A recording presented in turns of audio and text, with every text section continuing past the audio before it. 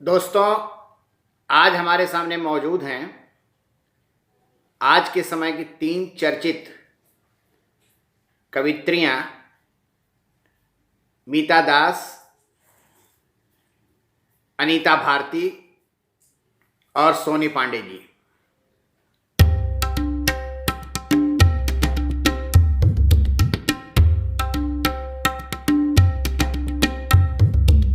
हम अपने कार्यक्रम को शुरू करने से पहले संक्षेप में इनका परिचय देंगे। सबसे पहले मैं परिचय दूंगा मीता दास जी का। मीता दास जी को मूल रूप से मैं अनुवादक के रूप में जानता हूं।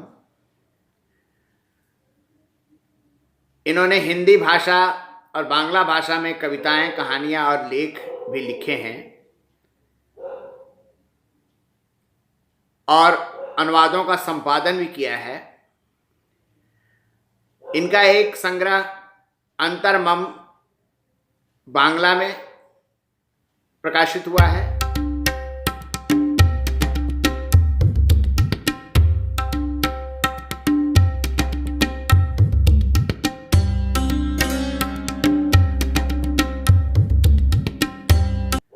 नवारुण भट्टाचार्य की कविताओं का इन्होंने हिंदी में अनुवाद किया है।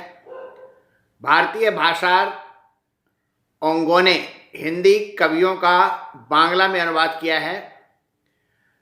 संग्रहालय काटा पा अग्निशेखर की अनुवादित कविताओं का संकलन है। पाथुरे में बांग्ला काव्य संकलन है। कठोर स्वप्न हिंदी की प्रतिनिधि कहानियों का इन्होंने बांग्ला में अनुवाद किया है। अग्निशेखर के कविताओं का इन्होंने बांग्ला में अनुवाद किया है। जोगेन चौधरी के 2 संस्मरण पुस्तिकाओं का इन्होंने बांग्ला से हिंदी में अनुवाद किया है। नवारुण भट्टाचार्य की कविताओं का अनुवाद किया। सुकांत भट्टाचार्य की कविताओं का इन्होंने बांग्ला से हिंदी में अनुवाद किया। उसके बाद आकाशवाणी से स्वरचित कविताओं और कहानियों का प्रसारण इनके हुआ है। लगभग आज की जितनी प्रमुख पत्रिकाएं हैं उनमें इनके अनुवाद प्रकाशित हो चुके हैं। आजकल ये जन संस्कृति मंच दुर्ग भिलाई की अध्यक्ष हैं। बंगीय साहित्य संस्था भिलाई शाखा की ये कोषाध्यक्ष हैं। इनको पुरस्कार भी मिले हैं। खूबचंद बघेल पुरस्कार, राष्ट्रभाषा प्रचार समिति से महात्मा गांधी सम्मान, बांग्ला में कवि रविंद्र सूर सम्मान, प्रेमचंद अगस्त्य सम्मान।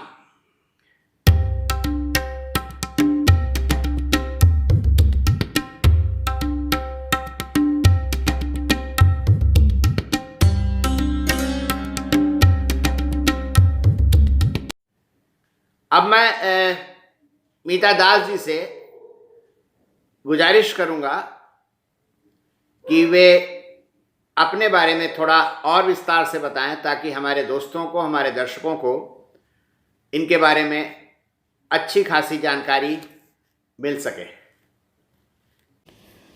नमस्कार, मैं मीता दास अरविंद जी के आमंत्रण में मैं यहाँ अपनी रचना प्रक्रिया पर बात रखने एवं कुछ अपनी रचनाओं का पाठ करने उपस्थित हुई हूँ। मेरा जो छोटा सा परिचय है वह तो अरविंद जी ने दे ही दिया है और इससे बड़ा परिचय मेरे पास नहीं है। पर मैं अपनी रचना प्रक्रिया पर बात रखने के लिए यहाँ सोच रही हूँ कि बात कहाँ से शुरू करूँ। घर में मेरे पिताजी जो हैं वो क्रांतिकारी थे, स्वतंत्रता संग्राम से जुड़े हुए थे एवं मेरी माँ गृहिणी थी। लेकिन उनको साहित्य में बड़ी रुचि थी, क्योंकि मेरे नाना जी भी साहित्य में रुचि रखते थे और मेरी मासी जो हैं एक कवित्री थी। तो शायद उन्हीं का कुछ असर मुझ में आया हो, पर कितना आया मैं कह नहीं सकती। और माँ का जो साहित्य प्रेम था, इसलिए घर में मुझे बांग्ला में रवीन्द्रनाथ टैगोर, शरत चंद्र चट्टोपाध्याय, बंकिम चंद्र चट्टोपाध्याय और ताराशंकर बंदोपाध्याय को पढ़ने का मौका मिला, क्योंकि वो घर में अब थीं किताबें तो मैं पढ़ती भी गई और इस तरह रचनाएं मेरे अंदर घर करती गई। एक साहित्यिक रुचि का मुझ में संचार हुआ। तो वो जो साहित्यिक भूख थी वह धीरे धीरे बढ़ती रही। जब बांग्ला किताबें मैंने सारी चट कर ली, और जब कभी भी मैं कलकत्ता जाती थी तो वहाँ रिश्तेदारों के घर जो भी किताबें होती थी मैं लेके पढ़ती रहती थी एक कोने में बैठ के, क्योंकि वो मेरी भूख जो है वो मिटनी चाहिए। उसके बाद जब पिताजी का ट्रांसफ़र गांव या शहरों में, अन्य शहरों में होने लगा, जैसे छत्तीसगढ़ और मध्य प्रदेश में विशेषकर, क्योंकि मेरे पिताजी डॉक्टर थे, तब वहाँ मुझे साहित्यिक पत्रिकाएं कहिए या किताबें कहिए का मिलना मुश्किल हो गया। तब जब कुछ छोटे शहरों कस्बों में गई तो सस्ते और चलताऊ जो बुक स्टॉल्स हुआ करते थे, जो किराए पे किताबें दिया करते थे, वहाँ मैंने बहुत सारी किताबें पढ़ी। विशेषकर अमृता प्रीतम, शिवानी रानू, गुलशन नंदा, मोहन राकेश, राजेंद्र यादव, गुरुदत्त, उपेंद्रनाथ अश्क, दत्त भारती और प्रेमचंद, धर्मवीर भारती की गुनाहों का देवता, इस तरह से बहुत सी किताबें मुझे मिली जिन्हें मैं पढ़ती गई और मुझ में एक अच्छा अंदर साहित्यिक पाठक के रूप में मैं तैयार हो गई कि मैं पढ़ने की भूख मुझ में बहुत ज़्यादा थी। लेकिन जब मैंने कलम उठाया तब मेरी उम्र होगी 15-16 साल। तब मैंने कुछ कविताएं लिखीं, उसके बाद कुछ कहानियां भी लिखीं जो मेरे कॉलेज की पत्रिकाओं और दुर्गा पूजा में जो सोविनियर छपते हैं उसमें कुछ कुछ छपती थी, पर इतना ज़्यादा कुछ छपा नहीं, क्योंकि बहुत ही कम उम्र में, कह लीजिए 20 साल की उम्र में मेरी शादी हो गई। तो उसके बाद मैं अपने घर गृहस्थी में रह गई। लेकिन हाँ, मेरी डायरियों में मेरी कहानियाँ, कविताएं ज़रूर रहा करती थी। मैं फुर्सत मिलने पर लिखती थी, लेकिन कहीं छपने का जैसा कुछ मेरे पास कोई जरिया नहीं था। तो ये सब मेरे डायरियों में बंद होती रहीं।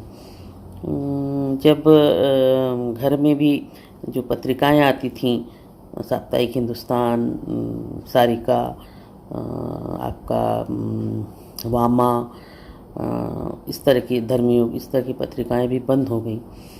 तो मुझे बहुत अंदर से कुलबुलाहट हुई कि कहाँ मिलेगी ये पत्रिकाएं। लेकिन मैं ऐसे लोगों के टच में नहीं थी।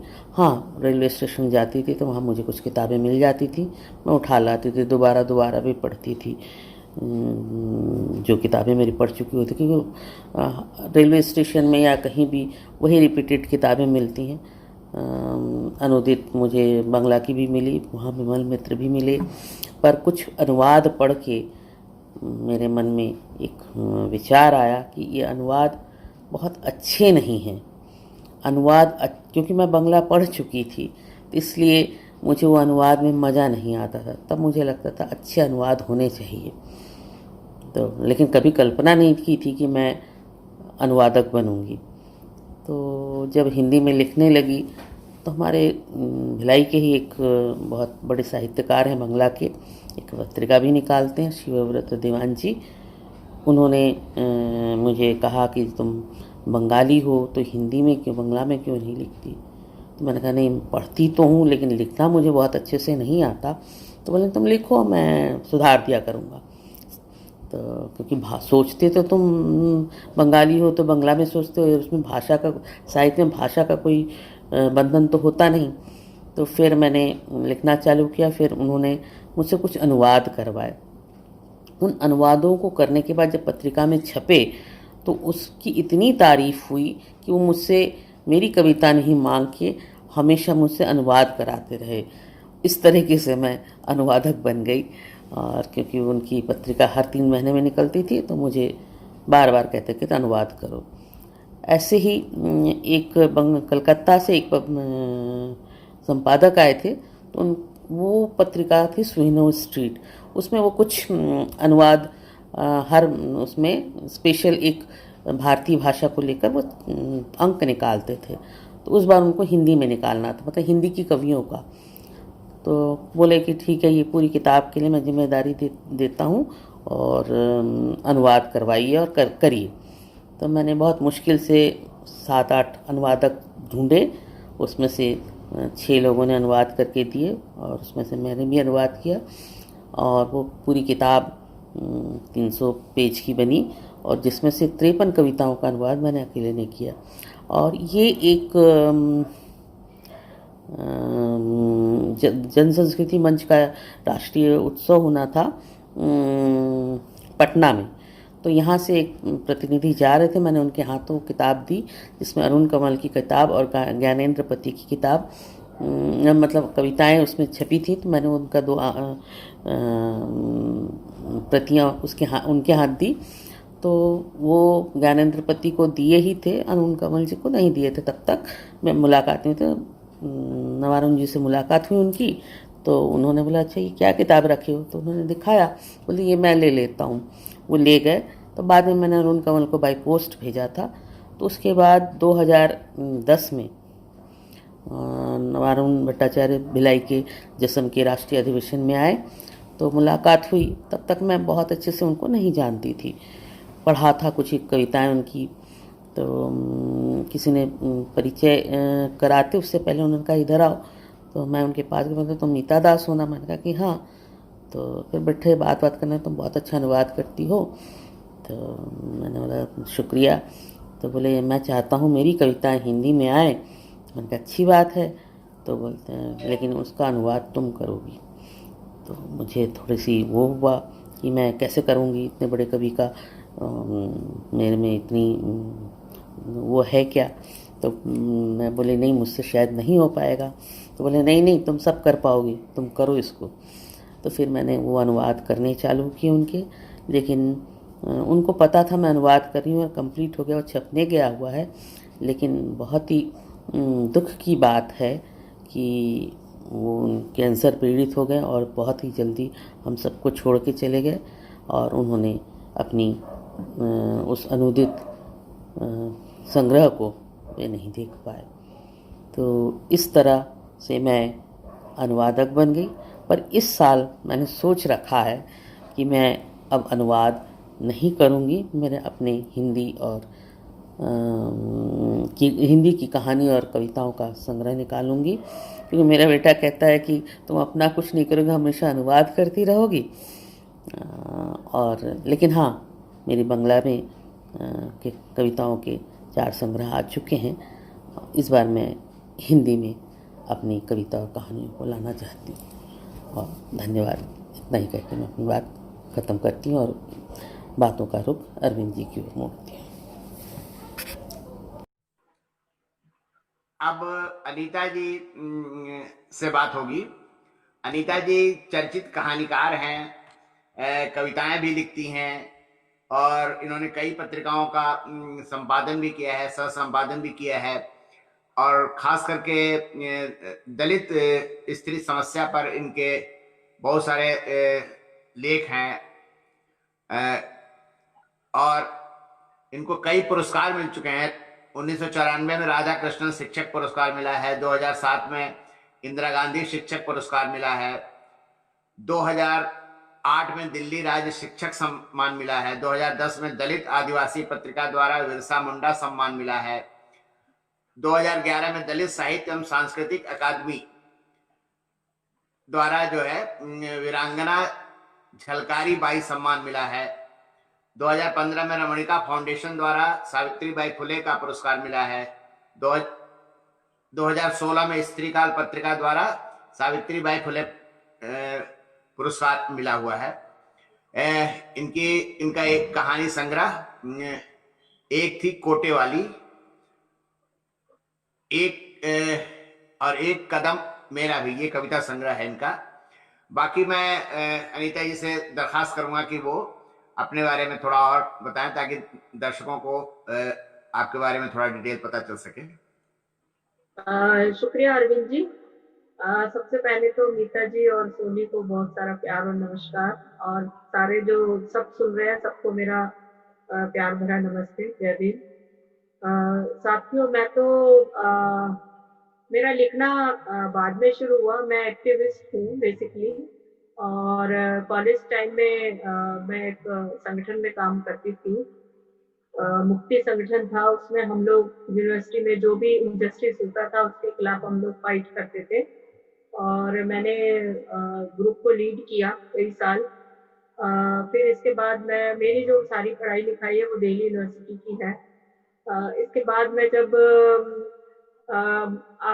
90 में जो इराक और इसका अमेरिका का युद्ध हुआ था, तो भारत से एक टीम गई थी, गल्फ ईस्ट टीम। उसमें जो 16 लोग गए थे उसमें मैं भी शामिल थी, और हम लोगों ने इराक के बॉर्डर पे जा करके और वो सब युद्ध का विरोध किया था। हमारे ग्रुप को जो लीड किया था बेला भाटिया और जॉन रेज ने किया था। तो उसके बाद जब लौट के आई तो हमारी टीम में एक साथी थे राजीव सिंह, उनसे मेरी शादी हुई, जब मैरिज जब मैरिज हुई तो उसके बाद, क्योंकि ये दो मतलब इंटरकास्ट मैरिज थी, तो हम लोगों ने डिसाइड किया कि दलित मीडिया नहीं है कहीं पर, तो उसके लिए काम किया जाए। तो बहुत सारे दलित और नॉन दलित साथियों ने मिलकर के संगठन बनाया, Kadam centre for alternative Dalit media. उससे हम लोगों ने बहुत जगह जगह जाके एग्जीबिशन की और बातचीत रखी, ये सब काम कर एक अखबार निकाला मूक नायक, जो बहुत साल तक 10 साल तक चलता रहा। और ऐसे ही धीरे धीरे जो कि जैसे मैं पहले अखबार की संपादन मैंने किया मूक नायक अखबार का, फिर मैं डॉक्टर तेज सिंह जी के साथ जुड़ी तो अपेक्षा पत्रिका मैंने काम के संपादक, कई सारे विशेषांक हमने स्त्री विशेषांक निकाला, दलित स्त्री आत्मकथा विशेषांक। फिर मैं ऐसे ही और भी चीजों से जुड़ती चली गई, और मैंने जो था प्रॉपर लिखना शुरू किया 2003 में, फोकस करके लिखना शुरू किया। क्योंकि उस वक्त जो है वो जानी मानी पत्रिका कथा देश में एक चल रहा था, कंट्रोवर्शियल जो था कि स्त्री पे बहुत हमले हो रहे थे, और उसमें सारी जो भी हमारी नामचीन लेखिकाएं हैं, अनामिका जी है, प्रभा केतान जी है, सुधा अरोड़ा जी है, रमनिका गुप्ता है, और सब लोग उसमें लिख रहे थे और दलित स्त्रियों के हक में। तो तब से मेरा राइटिंग जो थी वो शुरू हुई। मैंने हस्तक्षेप किया दलित स्त्री के पक्ष के नजर से। उसमें मैंने फिर प्रेमचंद के ऊपर लिखा, डॉक्टर अम्बेडकर पे लिखा, फिर स्त्रियों की हक के ऊपर जो जितने कंशों उसका मैंने जवाब दिया। और इस तरीके से मेरा जो था राइटिंग एक फोकस राइटिंग थी, जिसको मैंने अपना मतलब देखेंगे कि दलित स्त्री पे ही फोकस किया। आगे चल के मैंने दलित स्त्रीवाद पे काम किया, और दलित स्त्रीवाद से बढ़ते हुए मैंने 2-3 साल पहले सावित्रीबाई फुले की कविताओं का अनुवाद किया मराठी से हिंदी में, और अभी मैं कुछ ऐसा ही काम कर रही हूँ। तो मैं जो मानती हूँ, मेरे लिखने में जो है वो एक्टिविज्म ज्यादा है, और मैं उन्हीं इश्यूज पे लिखती हूँ जो मुझे हर्ट करते हैं, जो इनजस्टिस है, जो अन्याय है, जो असमानता है समाज में, जो भेदभाव है, जो कुरीतियां है, जो मैं उनके खिलाफ लिखती हूँ। और मेरा यही जो है मेरे पूरा लेखन उसी के आसपास है। तो मैं अपनी बात यहाँ पर समाप्त करती। धन्यवाद आपको। अब सोनी जी से बात होगी। पहले मैं सोनी जी के बारे में बता देता हूं कि सोनी जी जो हैं वो काफी पढ़ाई इन्होंने की हुई है, और इनका एक कविता संग्रह 2014 में आया हुआ है, फिर एक कहानी संग्रह भी 2014 में आया, बलमा जी का स्टूडियो। फिर इन्होंने एक किताब लिखी, निराला का कथा साहित्य, वस्तु और शिल्प। कुछ किताबों का इन्होंने संपादन भी किया।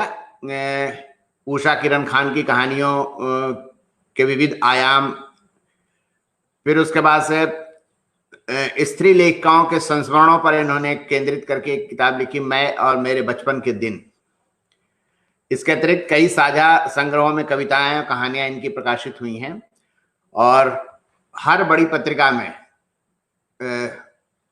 अब सबका नाम लेंगे तो बहुत टाइम लग जाएगा, लेकिन हर बड़ी पत्रिका में इनकी रचनाएं प्रकाशित हुई हैं। ऑनलाइन प्रकाशन भी इनके, ऑनलाइन जो वेब मैगजीन्स वगैरह हैं उसमें भी इनका प्रकाशन इनकी रचनाओं का हुआ है।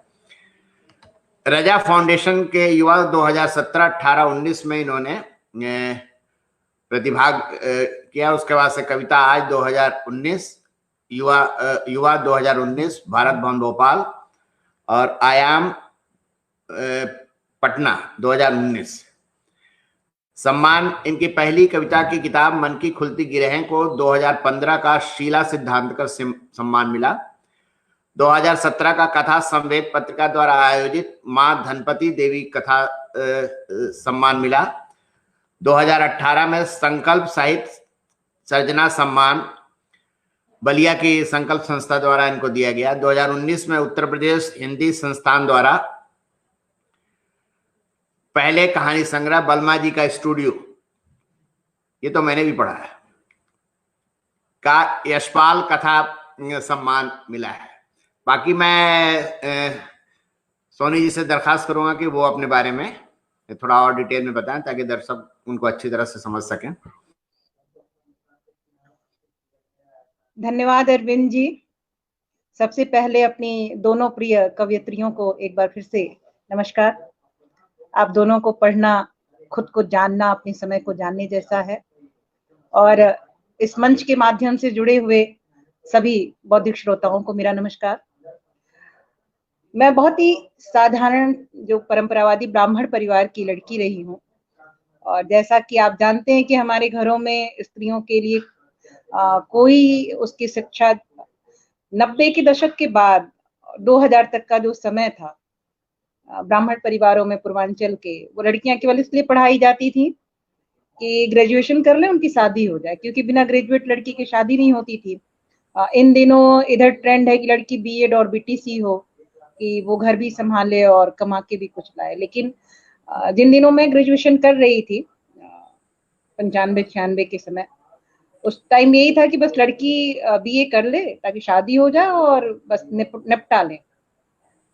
मैं 9 लड़कियों वाले एक ऐसे परिवार की लड़की थी 7वें नंबर पे, जहाँ सांवली लड़कियों का तो कोई अस्तित्व नहीं था। गोरी लड़कियां अभिजाती थी और सांवली लड़कियां दलितों की तरह थी। मतलब एक ही कुटुंब में रंग भेद भी था। और शिक्षा, जैसा कि मैंने बताया कि केवल इतना अनिवार्य था कि लड़की ग्रेजुएशन कर ले, उसको किसी तरह से उससे मुक्ति पाई जाए।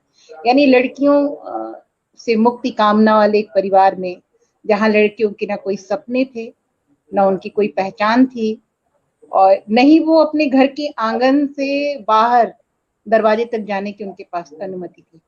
मेरे दादाजी प्रज्ञा 75 के जमींदार थे। ये अलग बात है कि जब मैं होश संभाल रही थी तो वो जो सामंती ठाठ था वो ढह चुका था और अंदर खानों में चीजें काफी बदल चुकी थी, लेकिन जो संस्कार का जो अभिजात्य था वो खत्म नहीं था। मैं अपने आसपास बहुत भेदभाव देखती थी। मैं देखती थी कि मेरे घर का जो हरवाह है और जो स्त्रियां हैं वो दोनों समान ही थी। जैसे उनको कभी भी गाली दिया जा सकता था, कभी भी डांटा मारा जा सकता था, वैसे स्त्रियों को भी कभी भी कुछ भी कहा जा सकता था। चाहे पिता हो, चाहे पति हो, चाहे भाई हो, किसी के भी सामने उनको कुछ भी कहा जा सकता था। एक ऐसे सामंती परिवार में मेरी परवरिश हुई, और एक अपने बारे में सोचना या अपने सपनों के बारे में सोचने जैसी कोई अनुभूति थी ही नहीं। मैं पढ़ती, जब मैं रिसर्च के लिए वाइबा देने गई, तो मेरे गाइड ने, जब वहां मेरा इंटरव्यू चल रहा था, तो विशेषज्ञ ने पूछा कि आपने पढ़ाई क्यों की, कैसे कर ली, आप कह रहे हैं कि आपके घर में इतना स्कोप नहीं था। तो मैंने हंस के कहा कि सर मैं कभी फेल नहीं हुई इसलिए मैं पढ़ गई। एमए भी मैंने बहुत चुनौती से किया था। अभी अरविंद जी ने कहा कि मैंने बहुत पढ़ाई की है, तो पढ़ना मेरी जिद थी। अपने अस्तित्व और अपनी पहचान, अपनी अस्मिता के साथ जीना मेरी जिद थी, और कविता लिखना उसी जिद की वजह से संभव हुआ कि मुझे अपनी पहचान के साथ जीना। मेरे आसपास की स्त्रियां जो थीं, वो किसी की पत्नी थी, किसी की माँ थी, किसी की बहू थी, किसी की बेटी थी, वो उनका अपना कोई नाम ही नहीं था। यानी स्त्रियों का अपना कोई मान, कोई सम्मान, कोई पहचान नहीं। और मैं चाहती थी अपनी पहचान के साथ जीना, कि लोग ये जाने कि हाँ ये सोनी है, ये इनका नाम है। मेरी मृत्यु हो तो लोग कहेंगे हाँ ये सोनी मरी है, ये नहीं कि फलाने की माँ फलाने की बेटी मरी है। तो इस जिद और जुनून के साथ मैं आगे बढ़ रही थी, लेकिन रास्ते कोई नहीं थे मेरे पास, कहीं कोई रास्ता नहीं था। एमए में मैं पढ़ रही थी, मेरी शादी हो गई। ससुराल में भी वही परंपरावादी माहौल में, 3 भाइयों वाले परिवार में सबसे छोटी बहू थी। दोनों जैसे कि हमारे पूर्वांचल में होता है कि छोटी छोटी बहुओं पे ही रसोई की सारी जिम्मेदारी होती है, तो दोनों वक्त बनाना खिलाना, और इसी बीच 2 बच्चों का मेरे जीवन में आना एक घुटन थी जो हमेशा मुझे बेचैन किए रहती थी। मैं स्कूल के दिनों से कविताएं लिखा करती थी, और कुछ कुछ छोटी छोटी पत्रिकाओं में भेजती थी, तो छप जाती थी। मैं देख रही थी कि मैंने इतनी मेहनत से पढ़ाई क्यों की, ये प्रश्न मुझे व्याकुल करता रहता था, तड़पाता था मुझे। मैं बहुत बार बेचैन हो जाती थी। साहित्य पढ़ने की मुझे जुनून के हद तक, मतलब एक जुनून था कि मुझे कविता कहानियां पढ़नी है, हंस जैसी पत्रिका पढ़नी है। मैं कॉलेज में अपने जो थोड़े बहुत पैसे मिलते थे उससे हम लोग हंस खरीद के पढ़ते थे। और जब मैं ससुराल में आई तो यहाँ बिल्कुल साहित्य का दूर दूर तक कोई नामो निशान नहीं था। अखबार का जो पन्ना आता था, साहित्यिक पन्ना होता था, वो मुझे रात को पढ़ने को मिलता था। कई बार तो पता चलता था कि जब मैं खोज रही हूँ तो पता चलता था किसी बच्ची ने जो है उसमें कुछ सब्जी के छिलके रख के फेंक दिया, या कूड़ा रख के फेंक दिया, या कहीं रैक पे बिछा दिया गया। और मैं बिल्कुल तड़प के रह जाती थी कि आज का जो अखबारी साहित्यिक पन्ना था वो भी मुझे नहीं मिला। तो ये सारी चीजें चल रही थी। 98 के बाद 2004 तक मेरी शिक्षा बिल्कुल बाधित रही, कहीं कोई रास्ता नहीं था। 2004 में मेरी जब दोनों बच्चे स्कूल जाने लगे, मैंने पति से एक दिन कहा कि मुझे फिर से अपनी पढ़ाई शुरू करनी है। और मैं शुक्रगुजार हूँ कि मेरी इस बात का, मेरे इस प्रस्ताव का उन्होंने समर्थन किया। और फिर से एक बार मैंने रिसर्च में रजिस्ट्रेशन कराया, बहुत मशक्कत से, क्योंकि काफी लंबा ब्रेक हो चुका था। और 2009 में मैंने फिर बीएड किया। सारी चीजें इतनी लेट हुई कि मैं बहुत सारी चीजों में थोड़ी पीछे भी हो गई, लेकिन मैंने हार नहीं माना। स्कूल टाइम में मैंने कथक डांस डिप्लोमा और बॉम्बे आर्ट किया था, वो सारी चीजें मेरे साथ चलती रही। और रिसर्च के दौरान ही एक बार फिर से मैं साहित्य से जुड़ी। आजमगढ़ जनपद की कुछ साहित्यिक और वैचारिक संगठन में प्रलेस की मेंबर हुई, और वहाँ की बैठकों में जाना, वहाँ साहित्यिक स्थानीय साहित्यकारों से मिलना, उनकी रचनाओं को सुनना। फिर धीरे धीरे धीरे मैं कनेक्ट, जनवादी पीपुल फोरम से मेरा जुड़ाव हुआ। और सबसे पहले मेरी कविता जो थी एक साहित्यिक तौर पे नवांकुर कालम में 2007 में, जनवादी पीपुल्स फोरम का मुखपत्र है सामयिक कारवा, उसमें छपी। और फिर वहां से जो है कविताओं के छपने का एक सिलसिला शुरू हुआ, जो कि निरंतर आज तक जारी है। मैं गाथांतर एक पत्रिका भी यहाँ से निकालती हूँ। कोशिश रहती है, लघु पत्रिकाओं का संपादन कितना मुश्किल है आप सभी साहित्यिक मित्र जानते हैं। कोशिश रहती है। मैं यहाँ जनवादी लेखक संघ की जिला सचिव हूँ, उसके आयोजन है। इसके अलावा मैं निरंतर कोशिश करती हूँ कि लिखना ही एक मेरा उद्देश्य नहीं है। मैंने आसपास स्त्रियों की जो अभिव्यक्ति पर लगी हुई बंदिशें थी वो मुझे बहुत तड़पाती थी। तो मेरी कोशिश रहती है कि मेरे जनपद में जो भी औरतें लिख रही हैं वो हमसे जुड़े, उन्हें मंच मिले, वो अपनी बात कहने की जिद और जुनून के साथ आगे बढ़ें।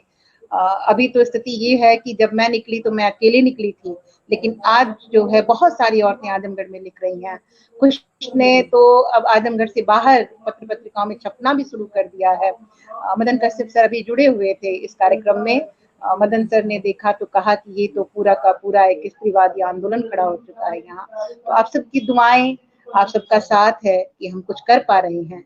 और यही है, आगे अभी लंबी लड़ाई है, बहुत लड़ना है। हम स्त्रियों के हिस्से का आकाश इतनी आसानी से नहीं मिलने वाला है। लड़ाई जारी है। मैं इसी के साथ अपनी बात खत्म करती हूँ। और धन्यवाद। अब हम काव्य पाठ की तरफ बढ़ेंगे।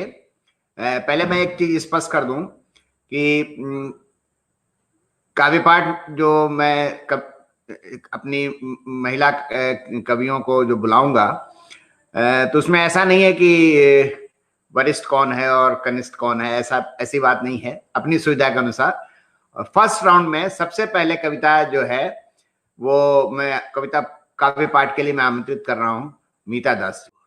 कितनी देर कितनी कविताएं पढ़नी है और कितनी देर तक? कुछ अगर छोटी हैं तो 3 पढ़िए अभी फिलहाल, और अगर लंबी हो तो 2 पढ़िए अभी। एक लंबी पढ़ देती हूँ। अभी जिस दौर में हम गुजर रहे हैं और जिस तरह की परिस्थितियां हमारे सामने हैं,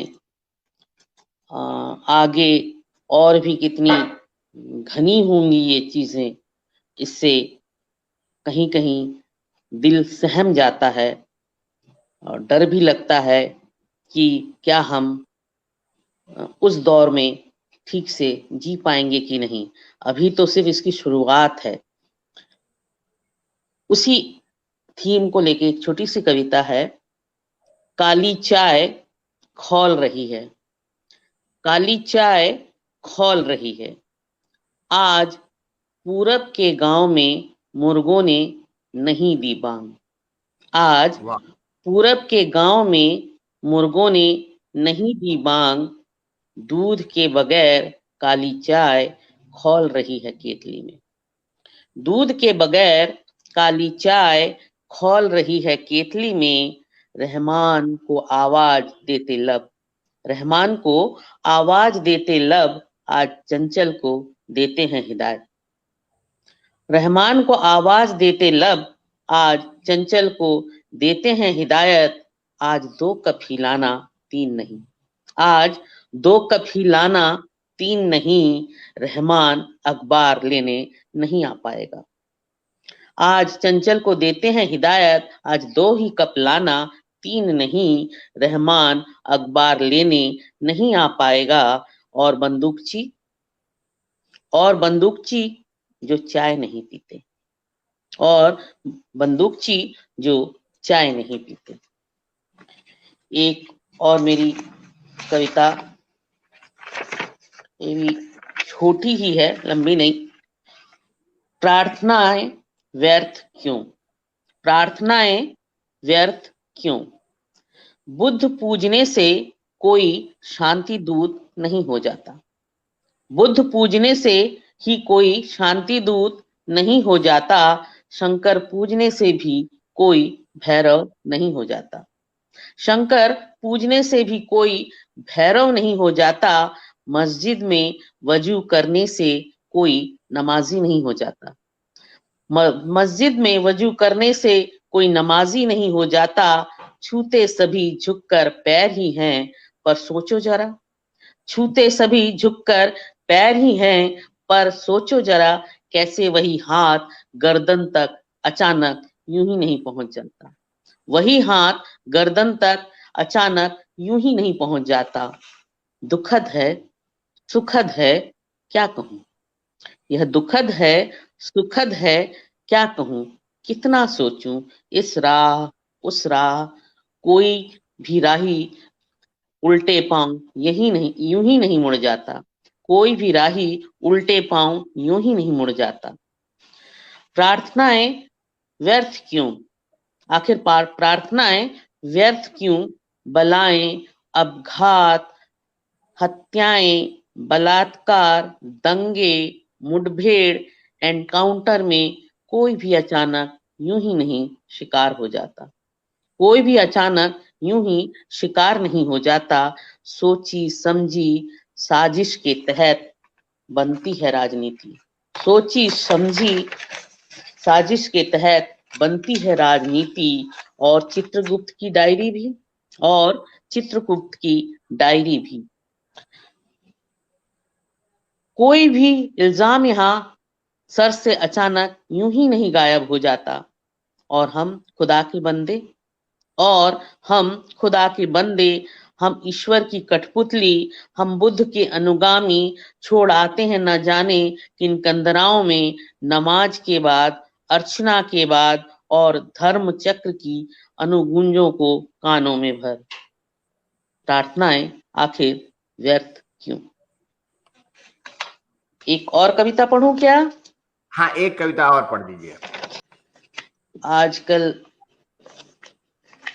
श्रमिकों को लेकर तो नहीं लिखी है, ये बहुत पुरानी है, पर कुछ उसी तरह के लोगों पर जो जुल्म होते हैं और उनके लिए हम कितना सोचते हैं, उसी पर आधारित ये कविता। चूहा भात, भात चूहा, चूहा भात, भात चूहा, चूहा भात, भात चूहा, भात चूहा हो या चूहा भात, ओ मुसहर, मुसुहा खा खा कर बने हो मुसहर, मुसुहा खा खा कर बने हो मुसहर। और यहाँ तो सारे हथकंडे जो सरकारी हैं वे तुम्हें भुलाने की कोशिश में हैं और तुम्हारी अस्तित्व को दर्ज करने में कर रहे कोताही और ठेल रहे हैं बिलों में तुम्हारी सारी जनसंख्या को। तुम सब जिंदा हो चूहों के लिए या चूहे जिंदा हैं तुम्हें जिंदा रखने के लिए? तुम सब जिंदा हो चूहों के लिए या चूहे जिंदा हैं तुम्हें जिंदा रखने के लिए? कौन किसके लिए जिंदा है? कौन किसके लिए जिंदा है? चूहा सरकार, चूहा मुसहर या भात चूहा या चूहा भात? चूहा सरकार, चूहा मुसहर या चूहा भात या भात चूहा? सरकार के खोदे हुए बिल में, सरकार के खोदे हुए बिल में छुपे हुए हैं तुम्हारे जीने मरने के आंकड़े। सरकारी दाल खा गए दुकानदार, सरकारी दाल खा गए दुकानदार, सब्जी खा गए चतुर जानवर और चावल, सब्जी खा गए चतुर जानवर और चावल दब गए खेतों में पाले की मार से और बच गए सिर्फ चूहे तुम्हारे हिस्से के। गोदाम में किस्म किस्म के चूहे हैं, गोदाम में किस्म किस्म के चूहे हैं, इस खेत उस खेत, इस प्रदेश उस प्रदेश, सभी ओर के चूहे करते हैं आवाजाही। वे भी भूखे कीटनाशक से त्रस्त रोगों को वहन करती दौड़ती है अपनी जान बचाने को। तुम भी नंगे भूखे बेरहम पेट की ज्वाला से त्रस्त पकड़ कर ही मानते भात चूहा को तरसते, खुद सा माझी बहरमू या चतुरा एक्का। परिवार बड़ा कुनबा बड़ा, चूहे तो ऐसे उतने ही होंगे जितनी उनकी प्रजनन क्षमता होगी। परिवार बड़ा कुनबा बड़ा, चूहे तो उतने ही होंगे जितनी उनकी प्रजनन क्षमता होगी। मुसहरों कीटनाशकों और नामालूम बीमारी से न मर गए हो तो, पर तुम्हारा क्या मुसहर, पर तुम्हारा क्या मुसहर, तुम्हारे तो प्रजनन क्षमता के सारे मुफ्त सरकारी उपाय भी हैं कालाबाजारी के हत्थे। हर कस्बे के मेडिकल शॉप में धड़ल्ले से बिक रहे हैं मुंह मांगी कीमतों पर।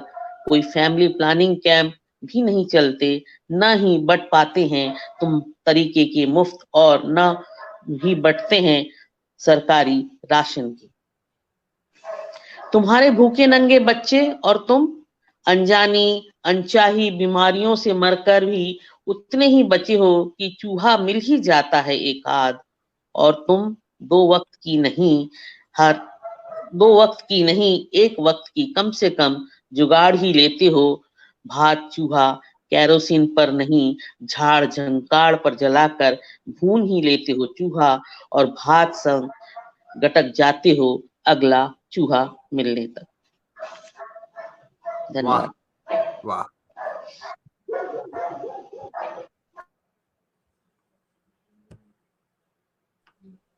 अब अनिता जी 3 कविताएं सुनाइए। तुम पहले प्रलोभन देते हो, फिर डांट डपट और फिर अंत में मारपीट करते हुए हमारा मजाक उड़ाते हो। आमूल बदलाव के औजार के रूप में क्या ये तीनों चीजें एक साथ संभव है?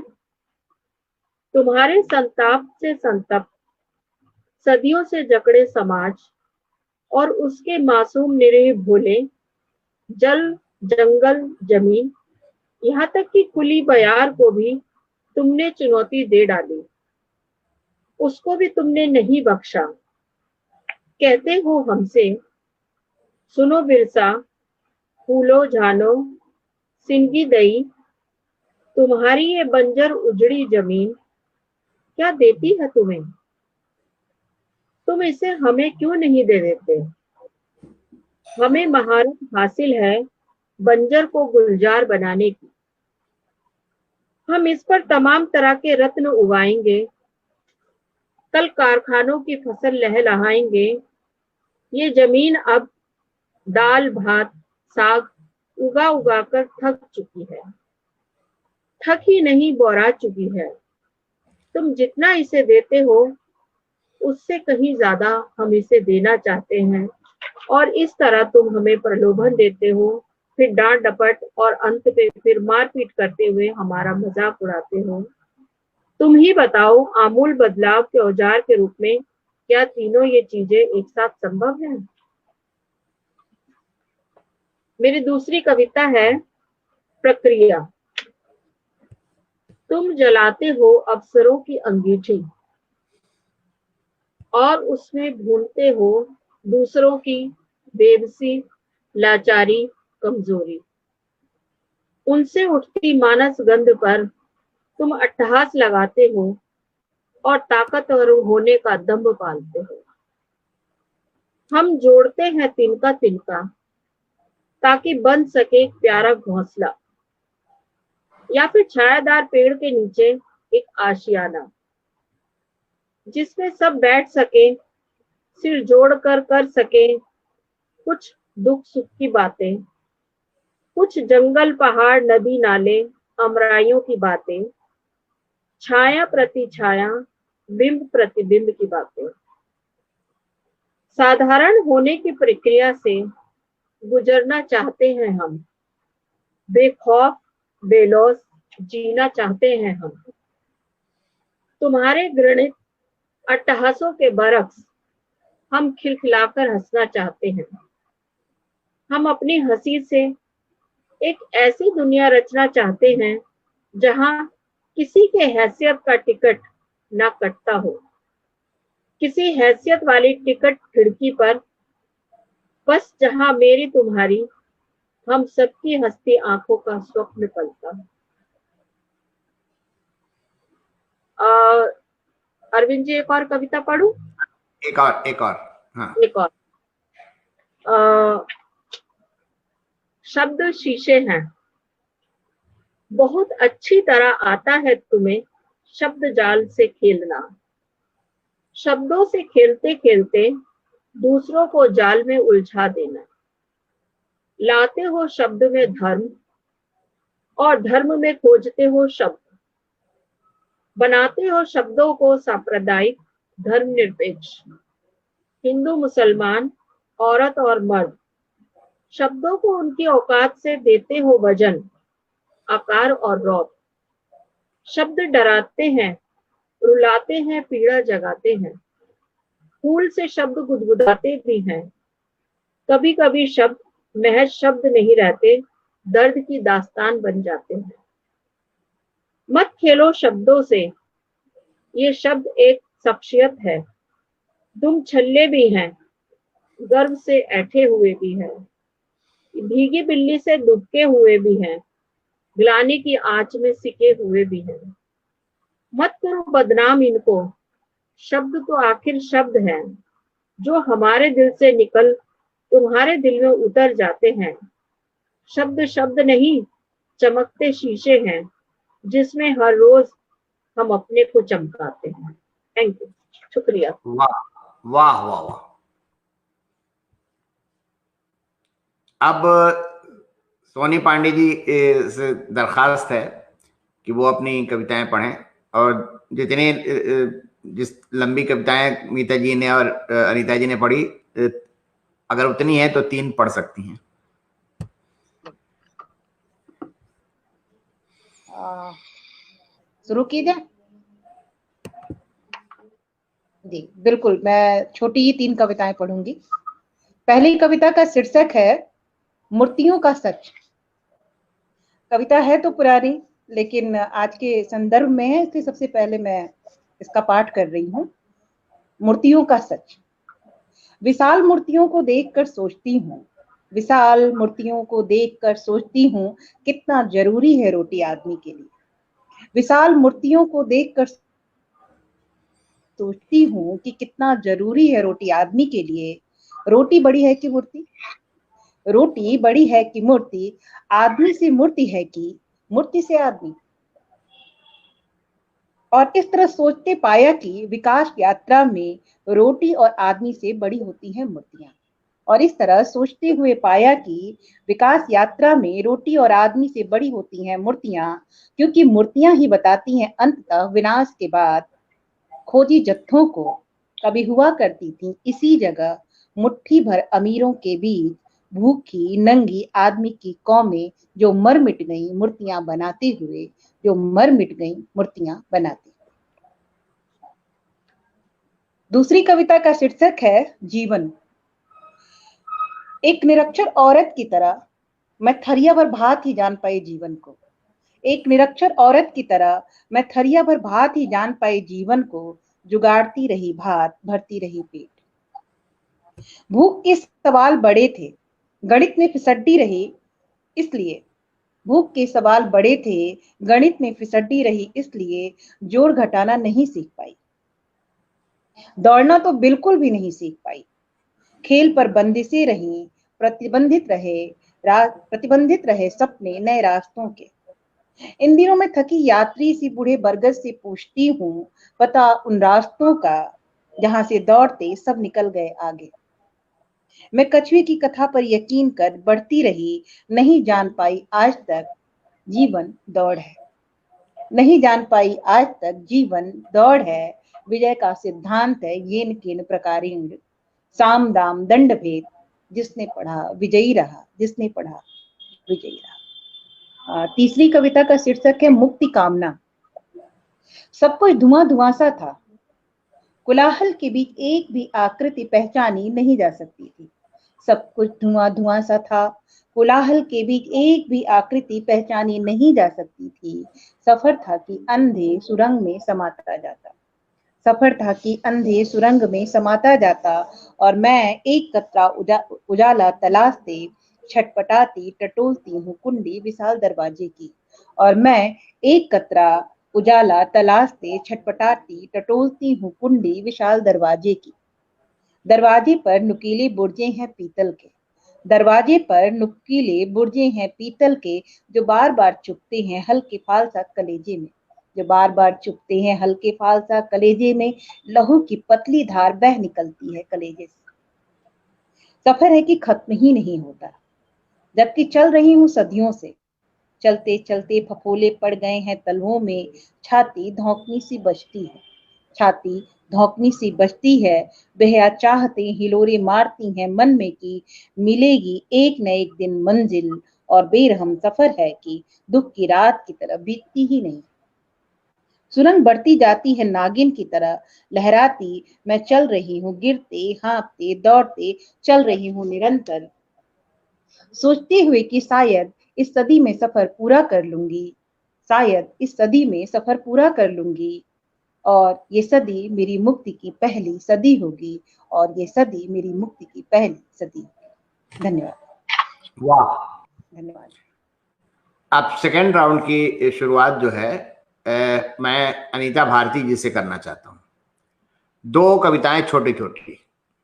अच्छा ठीक है सर, ठीक है अरविंद जी। मेरी पहली कविता है तुम्हें लगता है।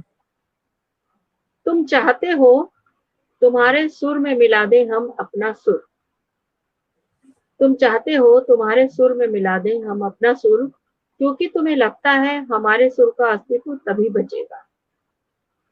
तुम चाहते हो तुम्हारे ख्वाब में हम अपने ख्वाब जोड़ दें, क्योंकि तुम्हारा मानना है तभी पूरे होंगे हमारे ख्वाब।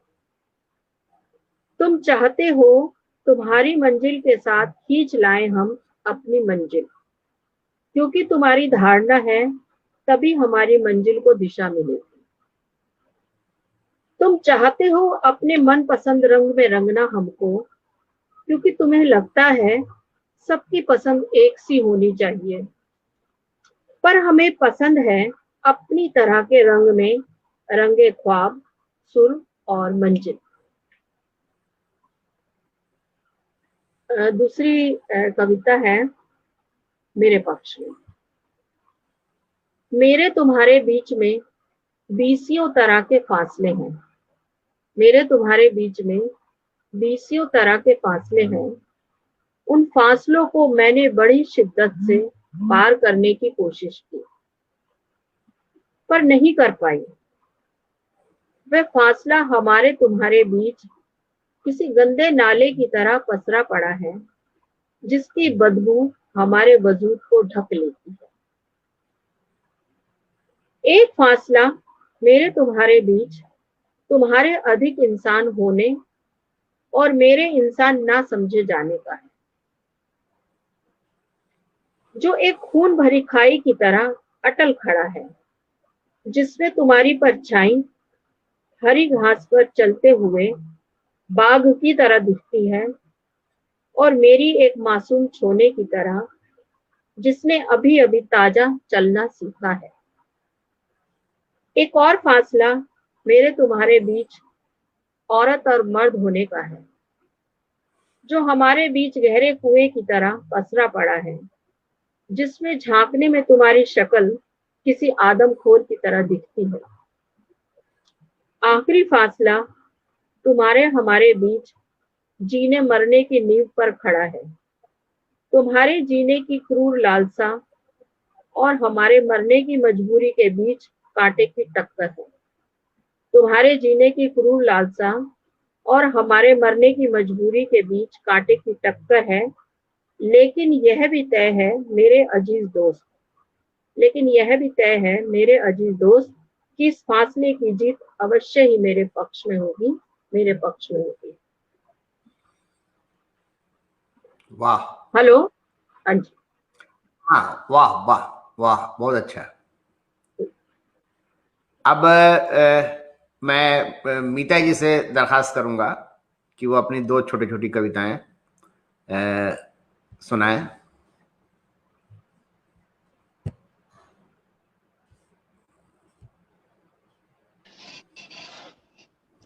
मेरी कविता मासूमों का स्वर्ग।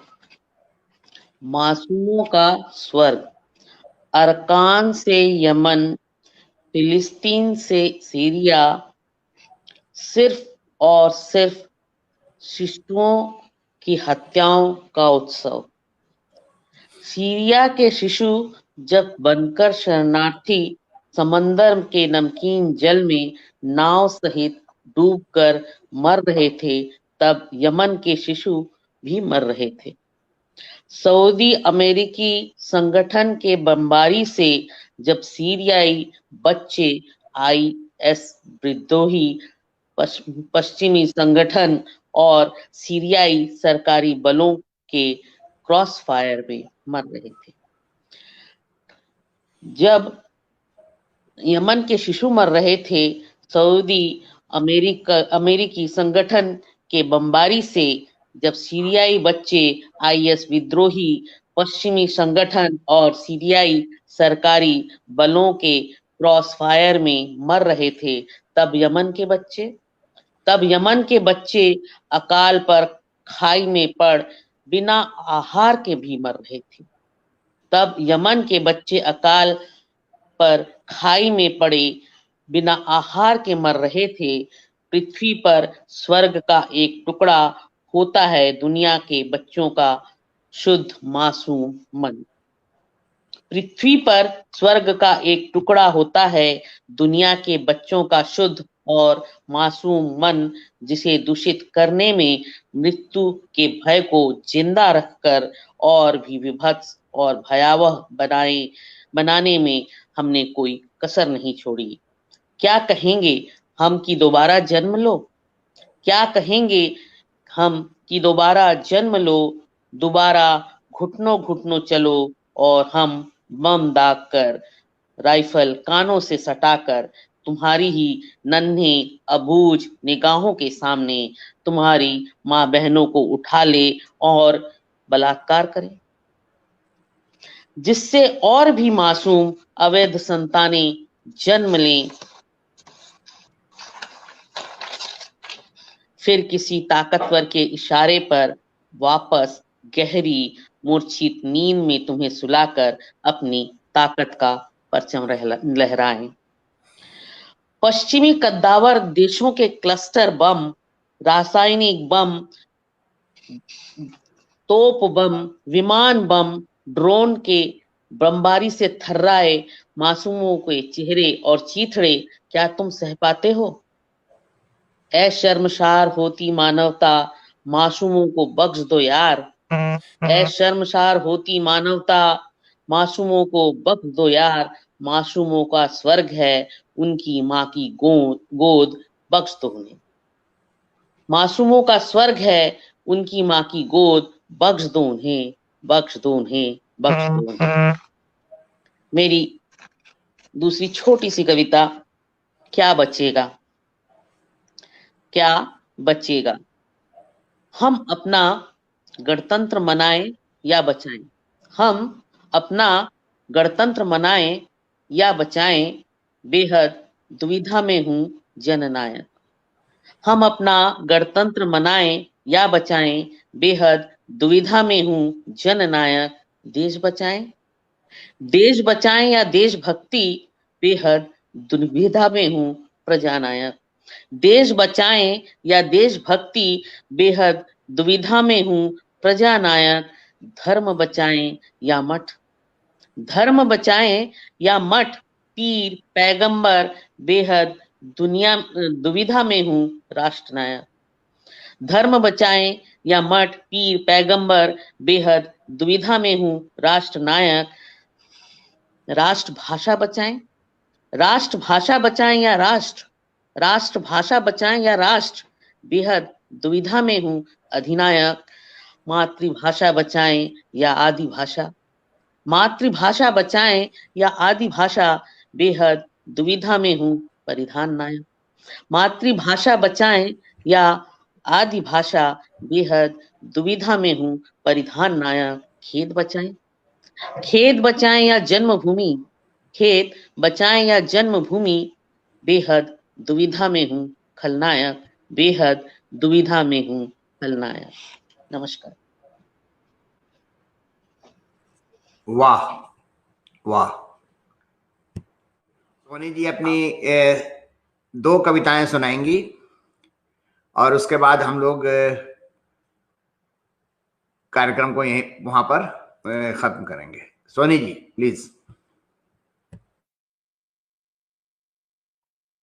तमाशा जारी है, तमाशा जारी है। आजादी के 70वें उत्सव के ठीक 5 दिन पहले खेला जा रहा एक तमाशा, आजादी के 70वें उत्सव के ठीक 5 दिन पहले खेला जा रहा एक तमाशा। बच्चे उमंग में मचल मचल जाते हैं, औरतें निकाल रही हैं धराओं साड़ियां, चप्पे चप्पे की सफाई में लगे हैं सैकड़ों सफाई कर्मी। झाड़ू और कुदाल लिए बीघे भर के मैदान में 200 हाथ उखाड़ रहे हैं घास। तमाशा जबर है। कहते हैं माधव काका काकी से कि बड़े साहब खुद कर रहे हैं निगरानी, छोटे साहब हाँफ रहे हैं, उनसे छोटे साहब दौड़ रहे हैं। जैसे दौड़ता है खूंटे से भूखा बैल खेत की ओर। रातों रात रंग गई दीवारें ब्लॉक संसाधन केंद्र की। नियम कायदे कानून से पट गई दीवारें। पढ़ते हैं माधव काका कहते हैं प्रधान से, पढ़ते हैं माधव काका कहते हैं प्रधान से कि अब का होगा प्रधान जी। डकार गए सारी योजना गांव के विकास की, लगने दो तमाशा आने दो मंत्री जी को। प्रधान मुस्कुराया, बड़े साहब, प्रधान मुस्कुराया, बड़े साहब दौड़ रहे थे। जनता खड़ी जो रही थी विकास, जनता खड़ी जो रही थी विकास, जो गुल्लर का फूल बनी बैठी थी लोकतंत्र की तिजोरी में।